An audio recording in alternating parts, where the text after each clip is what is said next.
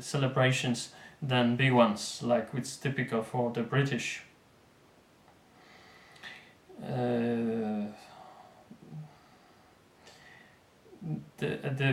filmmaking companies, which are very big in America, to some extent they have been colonized by British and Australian actors, and not only those, but also German to some extent. That you have German directors like Roland Emmerich, and Australian ones like Peter Weir.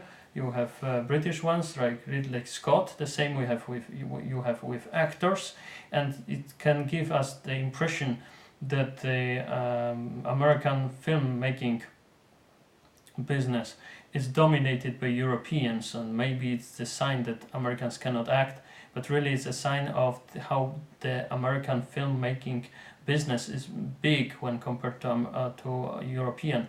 The real big film studies in studios, in Europe it's a rarity. We have Gaumont, for instance, but it's a rarity.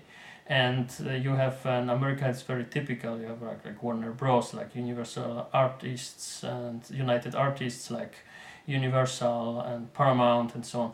Very huge, Metro-Goldwyn-Mayer and so on. So you have many powerful companies. And when you have, for instance, a casting for a role in American movie, you have like 5,000 actors, for instance. It's nothing specific, nothing really special. 5,000 actors applying for one role, when in Europe you don't see scenes like that.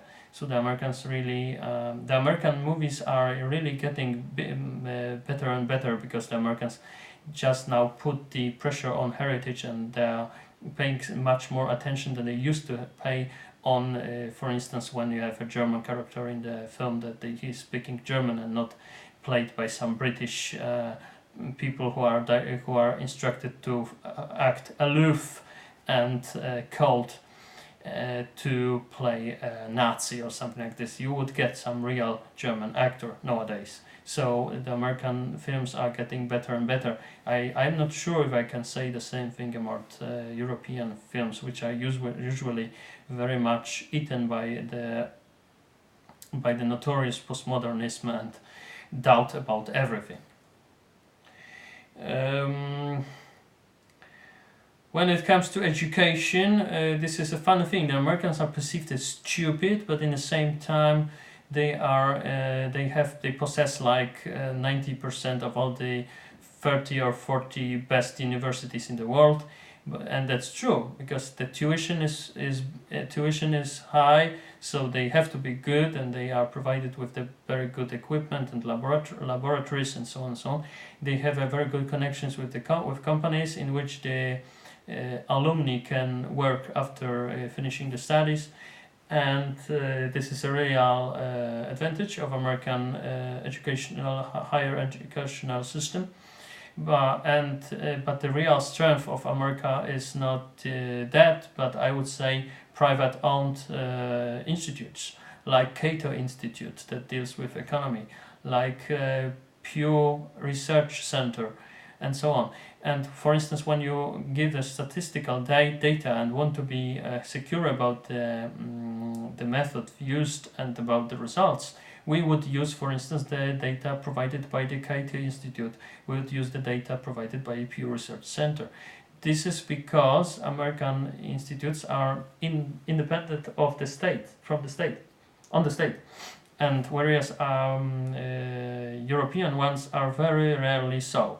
You have just 2 institutes of that kind in Germany, and this is the only case in Europe, I'm afraid, that you have. One is in Cologne. Those institutes are really independent on the state, and this is a huge drawback of European institutions. Let's take, for instance, the discussion about global climate change, which is anthropogenical or not. And I am not now talking about if it's this or that, but I'm now talking about how the discussion is going on. In America, there is a real discussion.